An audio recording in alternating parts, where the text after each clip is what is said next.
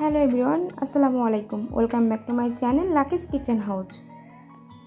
আমি চলে আসলাম দারুণ মজার ও লোভনীয় একটা রেসিপি নিয়ে, যেটা বাসার ছোট থেকে বড় সবাই অনেক বেশি পছন্দ করবে আর অনেক তৃপ্তি নিয়ে খাবে। আর চলে আসলাম, আজকে আমি নুডলস রান্না করে দেখাবো। আর এই নুডলসটা রান্না করব একটু স্পেশাল করে। তার জন্য এখানে আমি 2 প্যাকেট থাই নুডলস নিয়ে নিয়েছি, আর সাথে মিস্টার নুডলস নিয়ে নিয়েছি 2 প্যাকেট। আপনারা আপনাদের পছন্দ মতো যে কোনো নুডলসই নিতে পারবেন। রান্নার প্রসেসিংটা একই থাকবে, আর নুডলসের পরিমাণটা আপনাদের মতন করে বাড়িয়ে কমিয়ে নিতে পারবেন। আমি এখানে পর্যাপ্ত পরিমাণ পানি দিয়েছি প্রথমে নুডলসটা সেদ্ধ করে নেওয়ার জন্য। আর নিয়ে নিচ্ছি আমি এখানে যে থাই নুডলসটা নিয়ে নিয়েছি, আর এই পানির মধ্যে আমি 1 টেবিল চামচ রান্নার যে রেগুলার তেল আর 1 টেবিল চামচ স্বাদ মতো লবণ দিয়ে দিয়েছি। এতে করে হবে কি, যখন নুডলসটা সেদ্ধ করব এটার মধ্যে লবণটা ভালো মতো ঢুকবে। আর আমি যদি সেদ্ধ করার সময় লবণটা না দেই, সেক্ষেত্রে পরবর্তীতে রান্নার পরে এই নুডলসের মধ্যে আর লবণটা ঢুকে না, এতে করে টেস্টটা ভালো আসে না। আর তেলটা দেওয়ার কারণ হচ্ছে নুডলসটা সেদ্ধ করার পরেও এটা একটার গায়ের সঙ্গে একটা লেগে যাবে না, খুব ভালোভাবে আলাদা আলাদা হয়ে থাকবে, ঝরঝরা থাকবে। এই জন্য যখন আমরা নুডলসটা সেদ্ধ করে নিব তখন আমরা একটু তেল দিয়ে নিব। আমি নুডলসটা ভালোভাবে সেদ্ধ করে নিয়েছি প্যাকেটের নির্দেশনা অনুযায়ী। আর প্রথমে যে থাই নুডলসটা নিয়েছি সেটা আমি 6 মিনিট সেদ্ধ করে নিয়েছি, আর 6 মিনিট পরে আমি মিষ্টি নুডলসটা দিয়ে সব কিছু একত্রে খুব ভালোভাবে সেদ্ধ করে নিয়ে ঠান্ডা পানি দিয়ে ধুয়ে নিয়েছি। ঠান্ডা পানিতে ধুয়ে নিলে হবে কি, এতে করে নুডলসটা খুব ভালোভাবে ঝরঝর হয়ে যাবে। এখানে আমি 3টা ডিম নিয়ে নিলাম। ডিমগুলোকে প্রথমে একটু ভেজে নিব, আর তার জন্য একটা প্যান বসিয়ে সামান্য পরিমাণ তেল দিয়ে ডিমগুলোকে ভেজে নেওয়ার জন্য তেল দিয়ে দিয়েছি। আর দিয়ে দিলাম সামান্য পরিমাণ লবণ। এখানে স্বাদ মতো লবণটা দিয়ে দিবেন। লবণটা দিয়ে আমি এটা একটু ভেজে নিচ্ছি।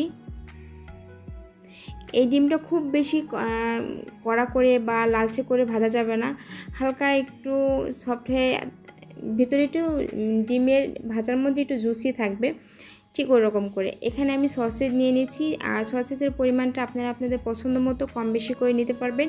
এখানে আমি 1 কাপ পরিমাণ সসেজ নিয়ে নিয়েছি, আর এগুলোকে আমি ওই তেলেই হালকা একটু ভেজে নিচ্ছি।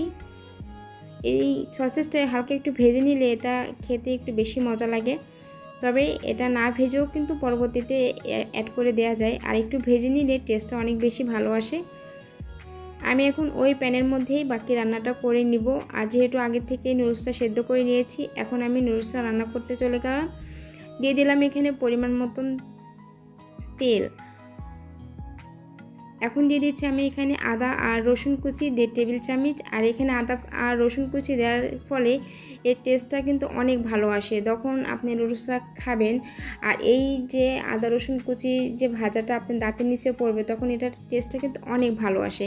অবশ্যই চেষ্টা করবেন এই তেলের মধ্যে আদা রসুনটা একটু গোল্ডেন ব্রাউন কালার করে ভেজে নেওয়ার জন্য। আমি আদা আর রসুনগুলো গোল্ডেন করে ভেজে নিয়ে দিয়ে দিলাম 1 কাপ পরিমাণ পেঁয়াজ। পেঁয়াজগুলোকে আমি হালকা একটু করে ভেজে নেব, একদম ব্রাউন কালার করে ভেজে নেব না। যখন একটু কালারটা চেঞ্জ হয়ে আসবে, ঠিক ওই পর্যায়ে আমি দিয়ে দিচ্ছি কাঁচামরিচ কুচি। আর কাঁচামরিচ কুচিটা আপনারা আপনাদের পছন্দ মতো বাড়িয়ে কমিয়ে নিতে পারবেন।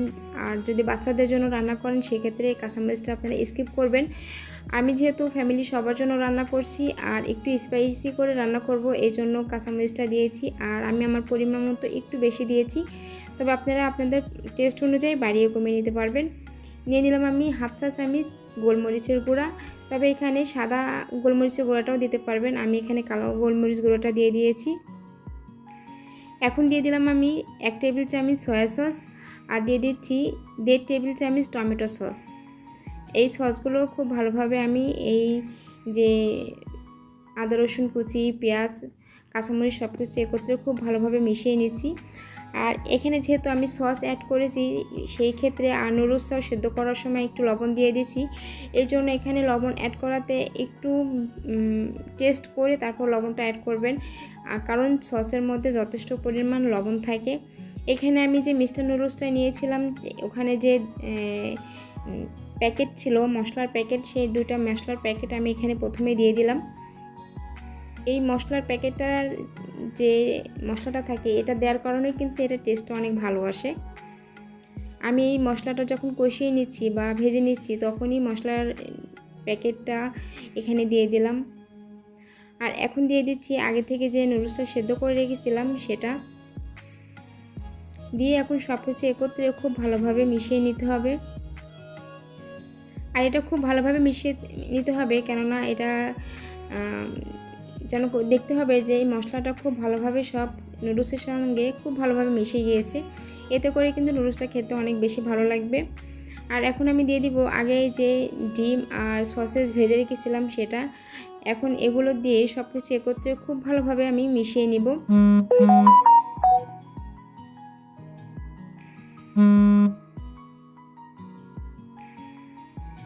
এখন আমি এখানে আরও 2 প্যাকেট এক্সট্রা ম্যাগি মশলার যে মশলা থাকে সেটা দিয়ে দিচ্ছি। এতে করে টেস্টটা অনেক ভালো আসবে এজন্য। আর সসেসটা দেওয়ার জন্য আমাদের ঘরের ছোট বাচ্চারা কিন্তু এটা অনেক বেশি পছন্দ করবে। আর যেহেতু এটা চিকেন সসেস ছিল, এখানে আমি টেস্ট করে দিয়ে এখানে সামান্য পরিমাণে লবণ অ্যাড করে দিলাম। তবে লবণটা আপনারা আপনাদের স্বাদ মতো বাড়িয়ে কমিয়ে নিতে পারবেন। লবণটা টেস্ট করে তারপরে লবণটা অ্যাড করবেন।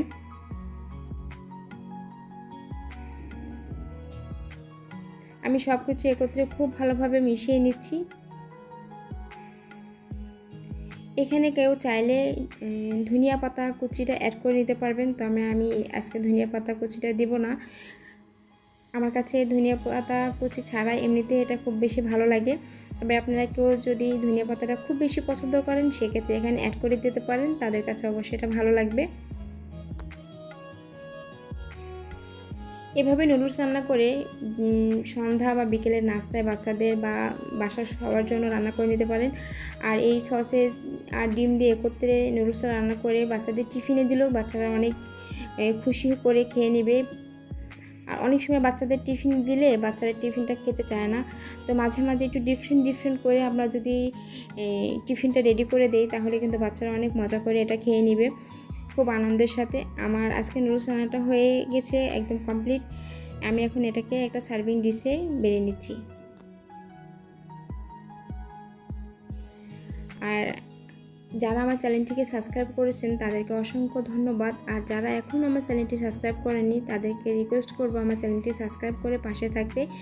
আর এমনই সব মজার রেসিপির ভিডিও পেতে আমার চ্যানেলের পাশেই থাকুন, চ্যানেলটিকে সাবস্ক্রাইব করুন। আর রেসিপি ভালো লাগলে লাইক কমেন্ট করতে ভুলবেন না।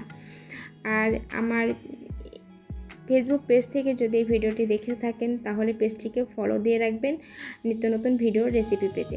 আল্লাহ হাফেজ।